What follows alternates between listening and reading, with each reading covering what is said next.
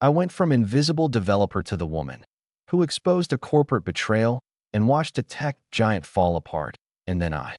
The ballroom glowed beneath towering chandeliers, casting golden light onto rows of polished tables dressed in flawless white linen. Every detail in that room screamed of corporate splendor, from the engraved wine glasses to the sleek banner stretched along the far wall. In bold silver letters, it read, "Launch Night, Project Orion Shaping Tomorrow." The hum of conversation filled the air, a chorus of executives, investors, and my colleagues buzzing with anticipation. I stood at the edge of it all, swirling champagne in a slender flute, my midnight green dress chosen carefully for the occasion. Not because I craved attention or compliments, but because I had earned this moment through sweat and sacrifice.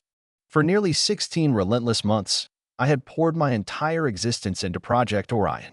I sketched the first concepts on sleepless nights and refined every layer of code through weekends most people spent resting. I crafted the user interface with precision, designed the core systems with care, and battled through countless revisions when others clocked out without a second thought. Orion was my creation in every way that mattered, a reflection of who I was and what I believed. Tonight wasn't about vanity or applause.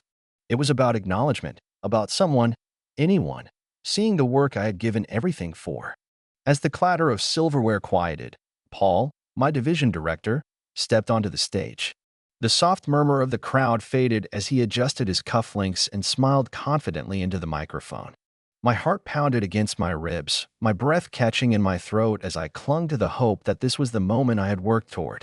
Paul began speaking of innovation, of passion, and of the remarkable team that brought Project Orion from concept to reality. A warm ripple of applause spread through the room, and for a fleeting second, I let myself believe. This was it. This was where I would be seen. But then Paul's tone shifted, his smile growing wider as he spoke of one person in particular. Someone whose leadership, he said, had been instrumental. Someone whose vision had brought Orion to life. My pulse quickened. My eyes stung from the pressure of holding back emotion, my fingers trembling ever so slightly against the fragile glass in my hand. And then, with a flourish, Paul turned toward the front row, gesturing grandly. His voice rang clear. "Let's give a round of applause to Ethan, the real force behind Project Orion."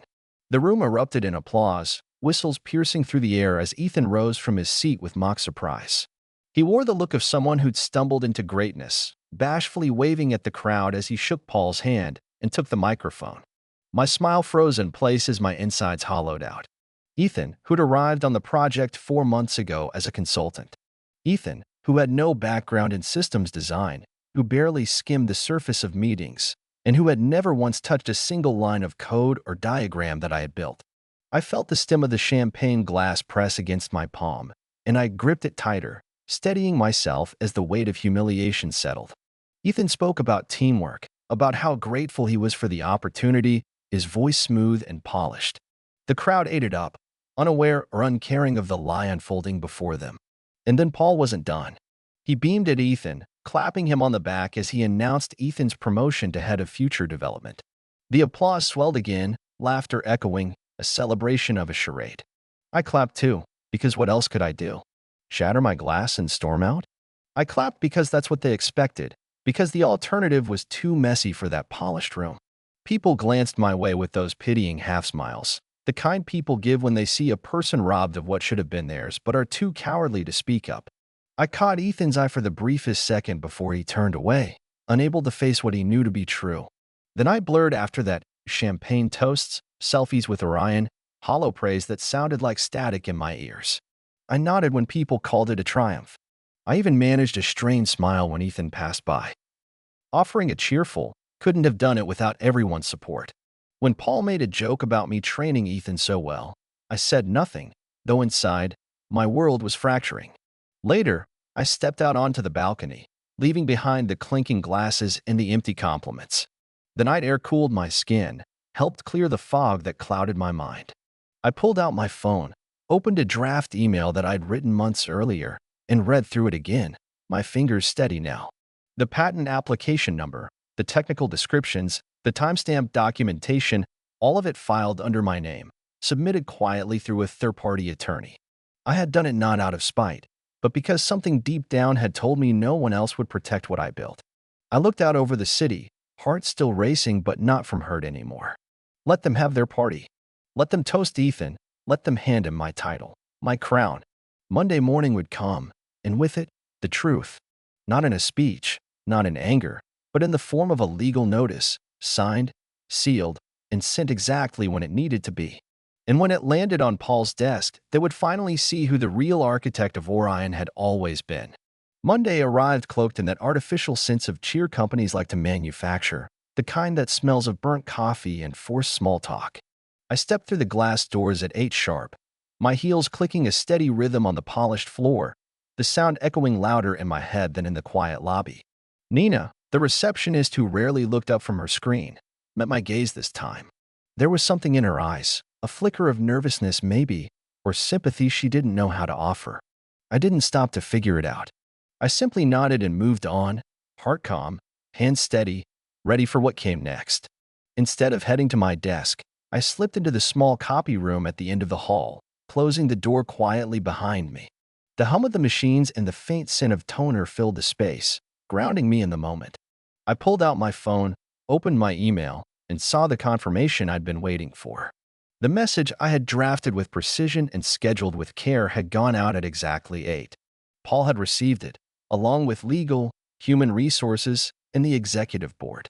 I exhaled slowly, reading it over one more time, not because I doubted the words, but because I wanted to savor the shift that had begun. The subject was clear, direct, impossible to ignore. Ownership of patent number 10-04X, or 1. The body of the email left no room for argument.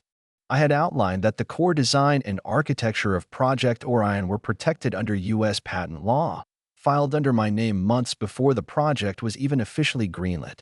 Attached were the documents, the patent filing, the attorney's letter, the timestamped blueprints. I had built this, protected it, and now demanded what was mine. I took another breath, smoothed my skirt, and stepped out into the hall, the tension in my shoulders replaced with resolve. At my desk, Ethan was already there, looking far too relaxed, sipping on some green concoction he probably called breakfast. He greeted me with an easy smile, as if the night of the launch had never happened. His words floated toward me, light and meaningless. Rough weekend, huh? I returned his smile, kept my tone even, and said, not really. His expression flickered, unsure, but he let it go, probably too confident in the lie he was living to sense the storm gathering. I turned to my screen, opened my inbox, and watched as the dominoes began to fall. Legal replied first, their tone clipped, professional, but I could almost hear the alarm between the lines. They thanked me for the documentation and said they were escalating the matter immediately. Human Resources followed with an acknowledgement, promising to coordinate with the board pending clarification. Then silence, the kind that hums beneath the surface when everyone's pretending nothing is wrong, even as the ground begins to shift beneath them. The calm lasted about 10 minutes before Paul's office door slammed open so hard the sound echoed across the floor. Heads popped up from cubicles. Conversations died mid-sentence. And there he stood, pale and shaken, clutching his phone in one hand and a crumpled printout of my email in the other. Rachel, he barked, too loud, too desperate. My office. Now. I stood without rushing, smoothed my skirt again, and walked past Ethan, who was sinking into his chair as if he wished it could swallow him whole. I stepped inside Paul's office, closed the door behind me, and waited. He tossed the paper onto his desk like it might burn him, his face twisted in frustration and disbelief. Is this some kind of joke? He demanded. My voice was calm, steady, as I met his glare. No, Paul. That's a legal filing. You've had a copy of it since 8 this morning. He ran a hand through his thinning hair, pacing behind his desk like a man searching for an escape that didn't exist. You can't just file a patent on company time. Project Orion was our initiative. I tilted my head slightly, keeping my tone even. Check the records. Every draft, every diagram, every prototype came from my personal workstation, done on my time, on my equipment, long before Orion became a project here. His face reddened. You're trying to hold us hostage. I didn't blink. No, Paul. I'm protecting what's mine. You stood on that stage, gave my work to someone else, and didn't think twice. Now you'll have to deal with the person who actually built your flagship product. The silence that followed was heavy, filled with the weight of everything he'd tried to ignore. He finally slumped into his chair, looking older than he had the week before. Do you have any idea what this looks like? His voice was quieter now, the fight draining from him. We just announced Orion. Investors are watching. If word gets out we don't own our own technology. I shrugged, gentle but firm. That's your problem, Paul. Maybe next time you'll think twice before handing my crown to someone else. He stared at me, his shoulders sagging. You're going to destroy this company. I rose, smoothing my skirt one final time. Not at all. I'm offering you a licensing deal. You can use what I built, but now you pay for it. He looked stunned, as if the idea that I could negotiate instead of burn it all down had never crossed his mind. And if we refuse, he asked, his voice almost a whisper. I opened the door, paused, and looked back at him. Then you can have Ethan rebuild it from scratch. Good luck with that. And then I walked out, leaving him staring after me, the weight of his choices finally settling on his shoulders. Back at my desk, I could feel the shift. Eyes flicked my way when they thought I wouldn't notice. The buzz of whispered conversations filled the air, a quiet storm that would only grow stronger as the day went on. Ethan sat rigid, typing furiously, but I could see it in his face. The cracks were showing. He'd ridden the wave as long as he could, but now the tide was turning, and he had no idea how to stay afloat. I opened my inbox again, watched the new meeting requests roll in, and felt something I hadn't felt in far too long: control. And this time, I wasn't giving it up. The hours that followed felt like watching a dam crack, the pressure building with each silent glance, each hurried whisper that rippled through the office. I kept my posture steady, my breathing even, while the storm gathered strength around me. Ethan, who had started the day full of his usual false confidence, now sat hunched over his desk, his fingers tapping nervously on his keyboard. I could see the panic in his eyes every time he glanced at his screen, probably hoping for an email that would save him, a lifeline that wasn't coming. By noon, the offers began arriving, though not from the people who had tried to erase me. Avalon Systems, a firm based in Boston with a reputation for innovation, reached out first. The email was brief, direct, and more genuine than any praise I had received in that building. They had heard of the patent, reviewed the documentation, and wanted to speak about a role: Director of Innovation, full creative control, equity options, and a team built around my vision, not stolen from it. I read the email twice, letting the words sink in, feeling a weight lift that I hadn't realized I was still carrying.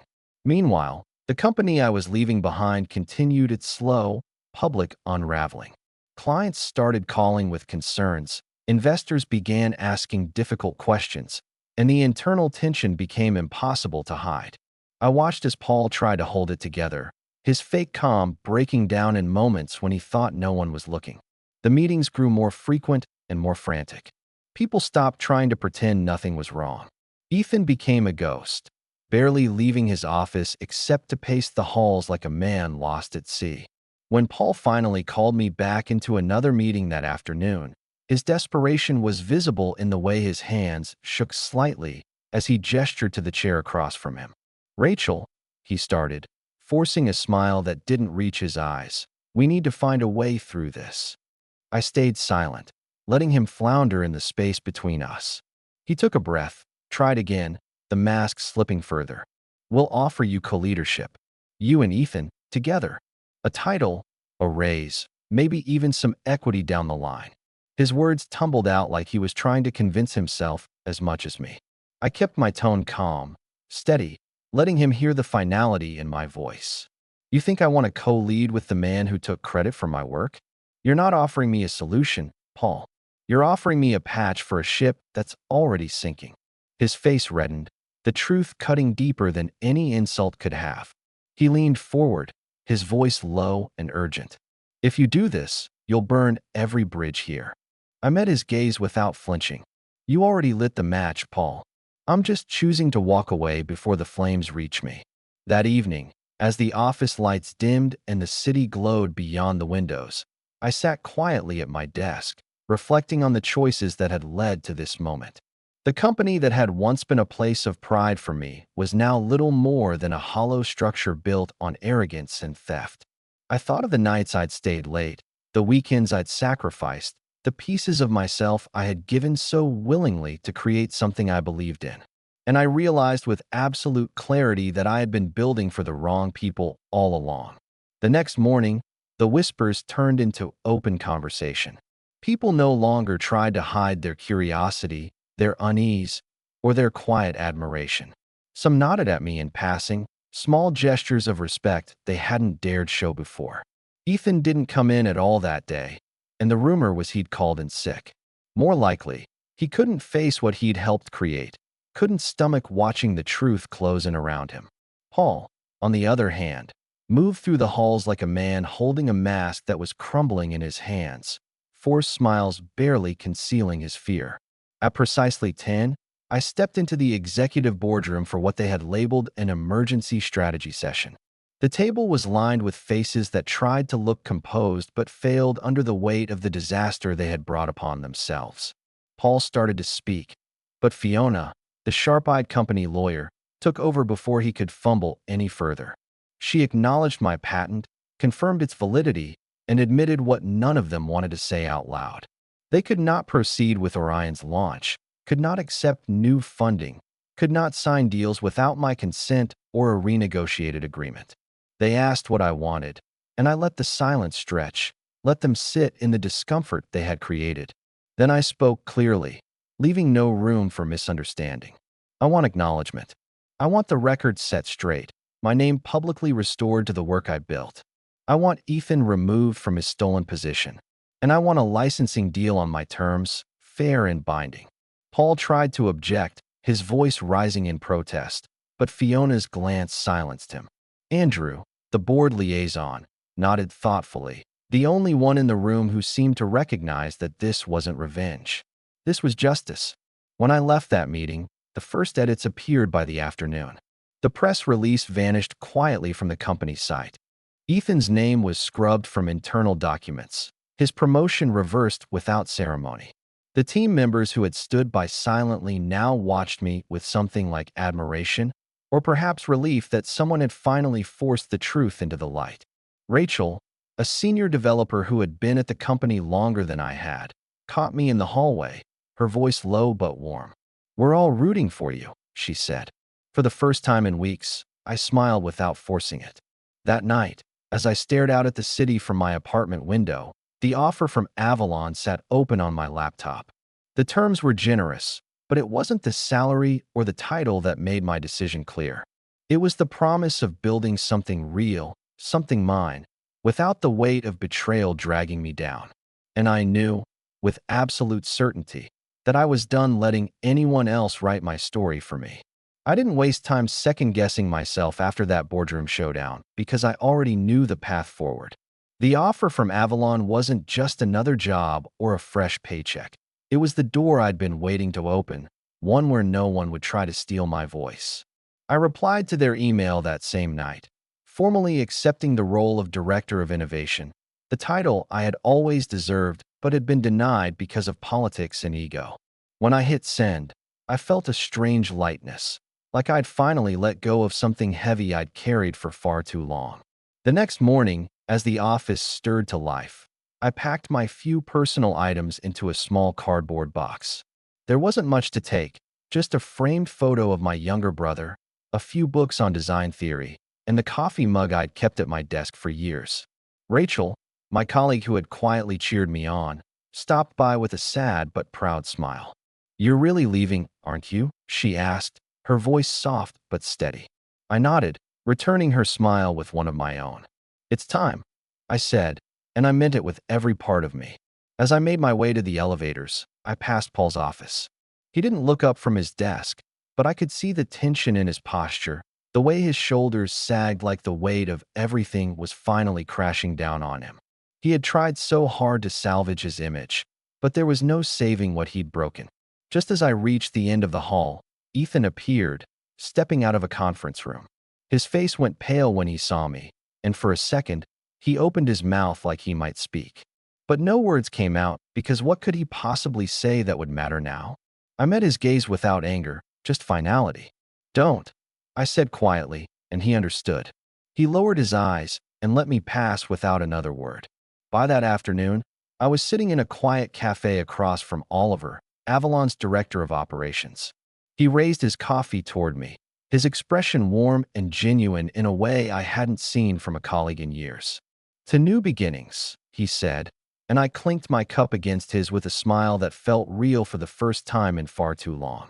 My first week at Avalon was like breathing fresh air after years of suffocation. The team respected my experience, listened when I spoke, and didn't need me to fight for credit because they valued results over showmanship. Within a month, I had restructured an underperforming division and launched a design sprint that generated ideas we could actually use. Meanwhile, back at my former company, the cracks widened into chasms. Rachel called me one evening, unable to contain the news any longer. "Ethan resigned this morning," she said, almost breathless. After they moved him to a position where he couldn't fake it anymore, the truth caught up with him. He tried to bluff his way through a client demo, promised features that didn't even exist, and the client called him out right there on the spot. He walked out before they could fire him. I didn't gloat or laugh because I didn't need to. The universe had a way of balancing things, and this was just proof of that. "And Paul?" I asked because I already suspected what she would say next. Rachel hesitated, but I could hear the satisfaction in her voice anyway. "The board's looking for a replacement. They're holding closed-door meetings, and from what I hear, it's just a matter of time." I thanked her for letting me know, hung up, and leaned back in my chair, watching the lights of Boston flicker outside my office window. I hadn't lifted a finger to bring the company down. They had done it to themselves by building their house on stolen work and empty promises. All I had done was stop letting them use me as part of the lie. The weeks that followed only confirmed that I'd made the right choice. Avalon's clients responded with enthusiasm to our new direction, and my name was on the proposals, the designs, and the patents. I didn't have to beg for acknowledgement because here, my work spoke for itself. One afternoon, Oliver caught up with me in the hallway, his grin wide. "You'll appreciate this," he said, his voice full of amusement. "We just signed Dale Technologies as a client. They left your old firm. Said if you were leading development here, that's where they wanted to be." I raised my eyebrows, surprised but not shocked. "That makes 3, doesn't it?" I asked, and he chuckled. "4, actually. Another one came through this morning." I didn't feel vindictive hearing that. I felt validated, proof that trust matters more than any flashy title or stage promotion. Paul and Ethan had spent so much time chasing optics that they forgot what actually builds success: integrity, competence, and real relationships. Now, their empire of smoke and mirrors was crumbling while I thrived in a place that saw my worth without me needing to fight for it. I worked late that evening, not because I had to, but because I wanted to, because I finally felt like I was building something that mattered. Later that night, as I sipped tea in my quiet apartment, I received 2 emails that summed up everything. The first was from Fiona, the legal counsel at my old firm, confirming that all licensing payments had been processed and that the contract was in full effect. The second was from Paul. No subject, no grand gestures, just a short message where he admitted, at last, that he had been wrong, that he hadn't seen it until it was too late, that I wasn't just the architect of Orion but the heart of the entire team. I read it twice, then closed the message without replying because I didn't need to. The real victory wasn't in hearing his apology. The real victory was knowing I'd never have to work for someone like him again. It would have been easy to think that the story ended there, that I could move on without another ripple, but life has a way of throwing one last twist when you least expect it. Nearly a year after I walked out of that office for the last time, after I had settled into my role at Avalon and built something truly meaningful, the past came knocking again in the most unexpected way. It started with an email that arrived on a quiet Friday afternoon, just as I was wrapping up for the day. The subject line was bland enough, request for information, but the sender's domain caught my eye immediately. It belonged to a major European tech firm I had heard of but never dealt with personally. I opened the message and felt my stomach drop as I read the first few lines. The firm was reaching out for clarification about a proposal they had received from Ethan, a proposal that included technical diagrams and design elements that were, unmistakably, mine. The email was polite, formal, but beneath the surface, I could sense their confusion and suspicion. They wanted to know if I had authorized this partnership or if Avalon was involved in any way. I stared at the screen for a long moment, disbelief mixing with a sharp, cold anger. Ethan hadn't just faded quietly into the background like I had assumed. He had tried to sell a cheap imitation of Orion overseas, dressed up with my stolen blueprints, as if the world had forgotten his fraud. I didn't respond to the email right away. Instead, I forwarded it to my attorney, the same one who had helped me secure the original patent, and requested an immediate review. By Monday morning, we had filed for an international injunction, the documentation airtight, the case clear as day. The European firm, once they understood the situation, cut ties with Ethan without hesitation and expressed their thanks for my swift action. The satisfaction I felt wasn't about revenge. It was about protecting what was mine, about ensuring that integrity still had a place in the world we worked so hard to shape. Word traveled quickly after that. The industry took note of Ethan's latest failure, and with it, whatever remaining credibility, he had finally crumbled. I started receiving invitations to speak at conferences, requests to contribute to panels, and even offers from firms that had once overlooked me. It was as if the last veil had been lifted, and people could finally see what had been in front of them all along. One of those invitations came from a major international technology summit, where they asked me to deliver the keynote on innovation, leadership, and the importance of protecting intellectual property. I accepted without hesitation, knowing it was my chance to help others avoid the traps I had escaped. But the most unexpected message of all came not from Ethan, but from Paul. It arrived late one night, long after I had left the office and was settling in with a book and a cup of tea. There was no subject line, no formal greeting, just a confession typed out in hurried words that seemed to pour from a place of guilt and desperation. Paul admitted that he had known about Ethan's attempt to sell my designs, that he had tried to cover it up in the hopes of salvaging his own reputation and perhaps finding some way back into the industry's good graces. He wrote that he regretted everything, that he saw now how wrong he had been, and that he hoped I would find it in my heart to forgive him. I stared at that message for a long time, weighing what I felt against what I knew. In the end, I did nothing. I didn't reply, didn't engage, didn't give him the absolution he seemed to be searching for. Some things don't deserve closure, and some people have to sit with the consequences of what they've done. I closed the laptop, finished my tea, and went to bed with a clear conscience, knowing that I had done what mattered. I had stood up for myself, for my work, and for the future I had built with my own hands. A few weeks later, as I stood backstage at that international summit, waiting to take the stage, I thought about everything that had led me there. The betrayals, the stolen credit, the late nights spent doubting my worth. All of it had shaped me, but none of it defined me. What defined me was that I kept going, kept building, kept believing that I could create something that mattered.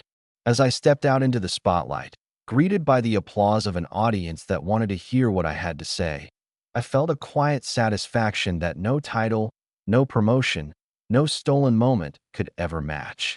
When the speech was over and the crowd dispersed, I stood at the edge of the stage, looking out over the sea of empty chairs. My phone buzzed in my pocket, and I pulled it out to find a single message from Oliver at Avalon. "We just signed 2 more clients today, both left your old firm. They said they want to work with someone who stands for something real." I smiled, slipping the phone back into my pocket as I turned away from the stage. The world had changed, not because I had fought to burn it down, but because I had fought to build something better. And as I walked out into the bright sunlight of that city I now called home, I knew the best part was this: the story wasn't over.